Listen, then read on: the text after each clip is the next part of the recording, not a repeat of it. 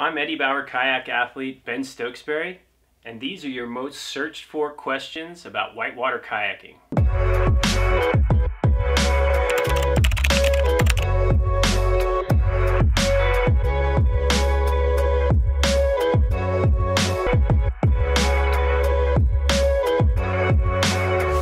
First question, what is whitewater kayaking?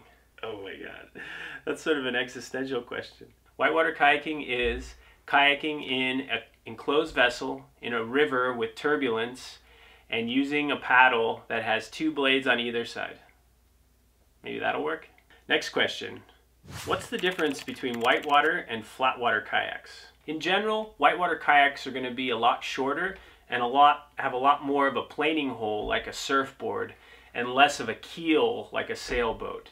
In whitewater scenarios, we want to be as maneuverable side to side and be able to change our angle really quickly. Whereas in a recreational kayak, usually your main concerns are speed across the water and stability. And so you have a really wide vessel and also have a bit of a keel so that it goes really quickly in a long water line. You can use a whitewater kayak in recreational kayaking scenarios, but it doesn't apply where you can use a recreational kayak in whitewater kayaking scenarios. How to roll a whitewater kayak? Oh my god. In terms of how you do it, it's tempting to think that it's all in the arms. When you see a whitewater kayaker in a video, it looks like they're using their paddle quite a bit. But in fact, counterintuitively, it's really all about the hips and the movement and the coordination between your core strength and your lower body and transferring energy from your hips into your knees and your legs and driving the kayak underneath you. There's all sorts of different methods and techniques that you can use to actually accomplish the roll, but at its very foundation, it is this movement that takes place in your hips, in your lower body. Next question, what are the different types of whitewater kayaking? We have 6 different classifications of whitewater. Class 1, which just implies moving water. Class 2, which is a little bit of ripples, small waves, nothing that even a beginner in the sport couldn't accomplish safely. Class 3, now you're starting to talk about having to have some level of skill in order to make it downstream, still in your kayak. Then again, the risk level of not making it, of having to come out of the boat and swim to shore, is still relatively low. Then we go up to class 4, where again, it's more difficult to navigate, and also that comes with an increased risk in danger of actually not hitting the line, not staying in your kayak. There are oftentimes rocks in the rivers, there are strong currents, and so at that point you need to be more of an advanced kayaker, and sometimes that takes months, if not years in the sport to get to the level of class 4, which would really be almost like getting to a black diamond on a ski hill. And then we start talking about class 5 kayaking, which is more akin to backcountry skiing, double diamonds at a resort. We're starting to talk about the extreme of our sport, where it's extremely turbulent, there's a lot of rocks in the river, there's incredibly strong currents that your life jacket might not even help you float. In some cases, your kayak is actually going to get sucked down below the surface. You need to be an expert in order to run class 5. And then we even have a class 6 designation, which in general terms is considered to be unrunnable, but at certain water levels with a group of experts, we define even class 6 as being runnable. And once we are able to accomplish class 6 more than once, if it's more than just a one-off stunt, we can begin to talk about that particular rapid and feature in terms of class 5. So in my mind, there are really 5 types of whitewater kayaking in general, from a very beginner level to the most expert, the most extreme level of whitewater kayaking. Next question, is it harder to whitewater kayak when you're overweight? So whitewater kayaking is, I think, such an amazing sport because it allows for a full spectrum of body types to get into the boat. There are boats that accommodate larger individuals, and boats that accommodate, you know, little kids. So I think in that way it's a tremendous opportunity for, again, for people of all body types, all ages, to enjoy these natural spaces, because in the river, it's the river, we're utilizing the river current, and the river is really pulling us downstream. That being said, that there's all sorts of opportunities to be as physical in the river and to push yourself to the very limit of physical exhaustion. And then there's also the type of rivers that can accommodate someone who's never paddled in the river, but can get in the whitewater kayak, feel comfortable, and float down the river and see these beautiful places. How should my kayak fit? Your kayak should fit comfortably. A lot of times we'll sit in the river for hours at a time, and so you want your kayak to fit so that your legs don't go to sleep. It makes it much more comfortable, much more enjoyable. One of my favorite aspects of whitewater kayaking is actually going downstream and being able to enjoy the beautiful canyon walls or the forest around me, and not having to be in pain or be uncomfortable in my kayak. So I think that the primary objective for any first-time kayaker should be just to be comfortable in your boat. Now, when we start thinking about actually being able to maneuver the kayak as well and as precisely as possible, we want the kayak to start to fit like a ski boot. And anybody who's been skiing knows that fitting a ski boot is this balance between comfort and pain. You want to be as tight in that ski boot, you want to be as tight and as snug in your kayak as possible, but yet you want to be able to stay in that kayak potentially all day and enjoy yourself without being in pain. So it really is just like fitting yourself in a pair of ski boots, except instead of just your foot going in, it's your whole lower body. Next question. Why do people whitewater kayak? Well, you know, I can only really speak for myself, but I find it just to be this ultimate expression of freedom, a great way to get exercise, to breathe deeply, but to be in a place that is so beautiful.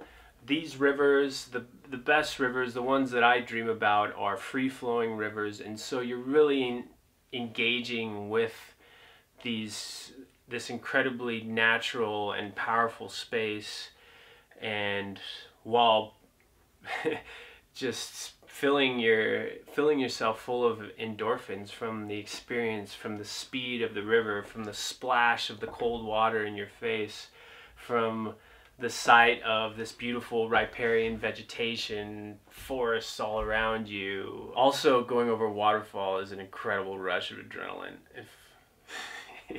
If you're not as into the aesthetics as I am, the adrenaline is something that is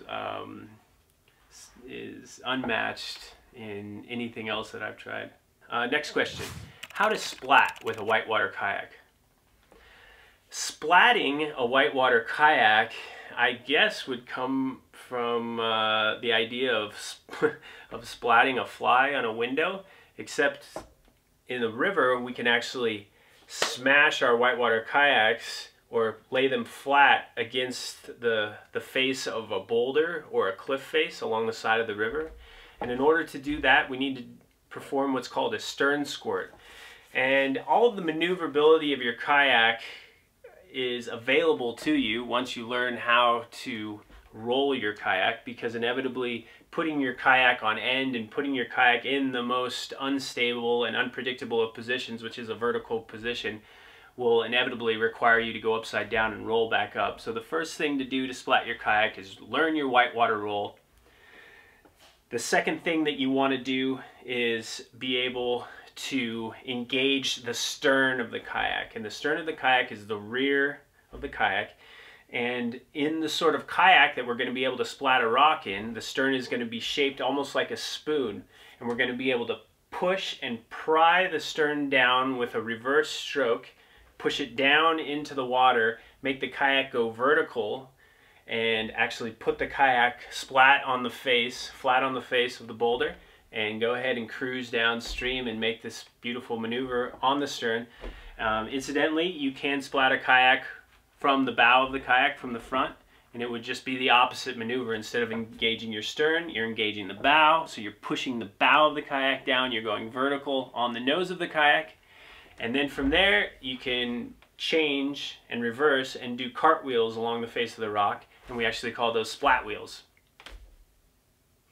I don't know who came up with these names. How long should my whitewater kayak be? Your whitewater kayak should be as long as you need it to be, which means that different kayaks are made for different types of rivers, different goals in those rivers. If you're trying to go really fast and trying to cover a long distance, in general you're going to want a kayak that's much longer, much more voluminous, has a lot more volume, a lot more space, is a lot more comfortable. If you're trying to engage with the river, doing play maneuvers, surfing on a wave, a lot of times you're going to look for a kayak that's a lot shorter, looks more like a surfboard, might be as short as even 5.5 feet long. So you're looking at anywhere between 5.5 feet and 13 feet long. Next question. Where can I learn to whitewater kayak? So the best places to learn to whitewater kayak are in places with a river that has clean water, warm ambient temperatures, and has an instructor that is qualified by the ACA or any number of other governing bodies across Europe, South America, making sure that you have someone with you that knows what they're doing, that can give you those foundational elements of a good, solid, safe start in the sport. But also the venue is extremely important. Clean water, warm-ish, as warm a water as possible to make it comfortable when you're learning how to roll, go upside down, swimming a lot, and then also warm ambient temperatures in order to just enjoy yourself and spend as much time in the water as possible. You know, certainly trying to learn how to kayak in the middle of the winter when it's snowing and when it's extremely cold is going to be a lot different than learning how to kayak in the middle of the summer when it's 100 degrees out and the only thing you want to do is get in the water. How to pack gear in a whitewater kayak. Packing gear in a whitewater kayak is all about the kayak that you choose for the particular river. If you're in a kayak that's made for surfing waves, that's made for playboating, this kayak's going to be a lot smaller and it's going to be a lot harder to pack gear into. On the other hand, if you're in a kayak that has a lot of volume, that's a longer kayak, and is really made for going downstream and even spending multiple days and nights on the river, this kayak is going to have large spaces in the front, both in front of your feet and behind your hips, in order to pack gear in that kayak. And when you pack the gear in the kayak, you want to put it inside of a dry bag that is waterproof so that your sleeping bag comes out nice and dry, your food comes out and it's not all mushy with river water, and your camera is still functioning too. So it's a combination of the space inside your kayak and then packing the gear into those spaces inside of a dry bag. Next question. What are tips for controlling a whitewater kayak? Well, controlling a whitewater kayak is all about practice. The best place to practice is the place where you're the most comfortable in the river. And for a beginner paddler, oftentimes the best place to practice is going to be in flat water, either in a lake or in a pool. And that's the place where you can really focus on what your paddle strokes do to the kayak and not worry so much about the currents coming in and making you feel tippy. And so you just want to start in a place where you really zero in on how your body position affects the kayak, how your strokes affect the kayak, how your hip tilt affects the kayak. The best tip for controlling the kayak that I can give you is just a lot of practice initially in flat water, and then as you become, say for example, once you become a class 3 paddler, the best place for you to practice your skills is going to be on class 2 or below, because that's the place where you can forget about the stress or the excitement and you can really focus in on your paddle strokes and your body positioning. How long should my whitewater kayak paddle be? That is a really good question. Let's just say your whitewater kayak paddle should be 3 to 6 inches taller than you are. depending on what sort of whitewater kayaking you're doing. In a playboat, you're going to want to paddle a bit shorter. In a river running kayak, where you're just taking strokes and trying to go downstream as quickly and efficiently as possible, you're going to want a longer paddle. I don't know if that's the official definition, but I kind of just made that up off the top of my head. Let's go with that. Next question. What does it mean to portage a kayak? Aha. This is actually what I'm best at. Portaging a kayak is the ability to carry your kayak overland. And we'll use that to actually get into a remote river that has no road access, or we'll use that to get around sections of the river that we don't want to kayak because they're too dangerous, because we're too tired. But portaging a kayak is quite simply putting your kayak on your shoulder or on your back or on your head and walking your kayak overland, as opposed to actually paddling your kayak across the surface of a lake or a river. How do you go over a waterfall with a whitewater kayak? Well, there's really no need for instructions. You just get in the boat and gravity really does the rest. Now, in order to go over that waterfall and not get injured and have the best chance for survival, there are some techniques, and they're not all the same, and they differ depending on what waterfall you're actually running. So if you're running a really tall waterfall, you're concerned about the impact at the bottom. And what you're going to want to make sure is that the waterfall that you're running is safe enough, meaning that the waterfall is deep enough to enter the water going nose first and to go deeply into the pool at the bottom. And that's going to give you the softest possible landing in the pool below. Now, sometimes the waterfall is not deep and it's not so tall that we are really so concerned about the impact, but we are concerned about either the shallow rocks and the landing of the waterfall, or we're concerned about the water actually coming back into the falls that is created when the water just goes straight down and a current is generated coming back up in a loop. And so we're trying to escape that loop, or we're trying to stay away from rocks that might be just below the surface. And in that case, you want to launch your kayak more like a ski jump, landing flat, and we call that a boof. How do you scout a river before and during a whitewater kayaking trip? So before a whitewater kayaking trip, we can use a number of different resources. From topo maps to satellite imagery to word of mouth to guidebooks. And as much information as you can gain about a potential river, I think the more prepared that you can get for that particular river. Once we get on the river, we use what's called boat scouting to move downstream. And that's because most rivers, and especially those that don't have a road or a trail right next to them, the only way that we can know what's actually in the river is by floating downstream. And so we'll float downstream and navigate the river as much as we possibly can until something called a horizon line actually forces us out of our kayak and makes us walk down the bank of the river and examine the river from that point. We utilize what are called eddies along the side of the river to stop, get out of our kayaks, examine the river, see if it's possible to continue to paddle downstream, and we continue with that sort of maneuver all the way down the river. And then that's where the team comes in handy, because most of the time in my kayaking career, I'm kayaking with a team of individuals, and so we'll leapfrog in that way. So it's not always just one person having to continually get out of their kayak to examine the river.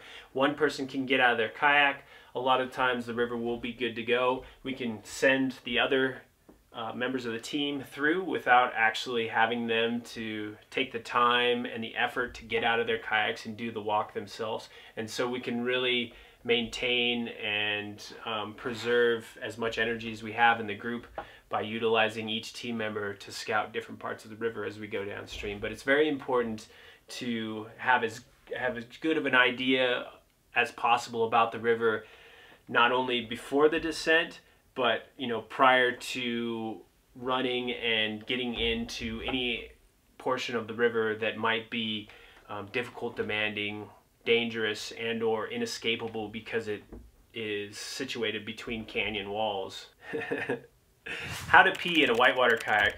Well, in general, In general, we don't pee in the whitewater kayak. It's, I guess it's more of an aesthetic thing. If you really need to, you can. The kayak's made out of plastic, so you can always go over to shore, swish a little water inside the whitewater kayak. It's not a big deal if you pee in the kayak. It does kind of suck if you pee inside your dry suit, which we're in quite often when it's not in the summer, and when we're kayaking in the spring, fall, or winter, we're in a dry suit. So at that point, you really want to get out of your kayak, unzip your dry suit, do your business, get back in. But there are all sorts of techniques if you want to pop your spray skirt, lift yourself out of the kayak and try to do something. But in general, it's never a bad idea to stop, take a little break, drink some water, and relieve yourself. Next, how often should I drain my whitewater kayak? You know, you don't need to worry too much about having a little water inside your boat. It's inevitable. It comes in through the spray skirt a little bit. The kayaks aren't meant to be totally dry. In fact, they're meant to have a little bit of water come in. So you don't need to be too worried about it. But when you get the whole bottom of your kayak covered with a thin layer of water, you probably want to get out on the side and drain the kayak. Most of the times we bring a sponge with us in the river so that we don't even have to get out of the kayak. Sometimes it's nice just to stay in the kayak, pull your knees out, and then take the sponge and pull a little of the water out of the kayak. Ooh, how to choose a whitewater kayak. So there are a number of different companies. There are a number of different models of kayaks. The best way to choose your whitewater kayak is to get out there, to have your first experience with an instructor at a place where you can try a number of different kayaks in different sizes, different models. Each different company has their own sort of outfitting that makes the kayak more or less comfortable for certain individuals. So really I think it's a matter of personal taste and getting your first taste of the river and seeing what kayaking is all about before you start thinking about choosing a whitewater kayak. What to bring whitewater kayaking?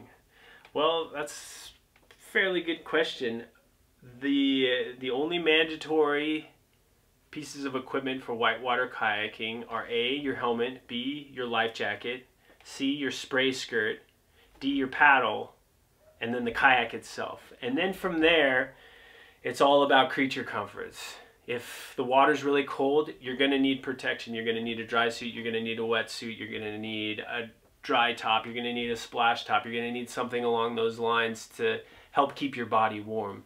But in that middle of the summer scenario, all you need are really, see if I'm counting them correctly, those 5 things: helmet, life jacket, spray skirt, paddle, kayak, and you're ready to go.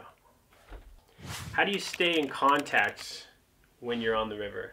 One of the things I like most about being on the river and going out into these corridors is losing contact for a little bit.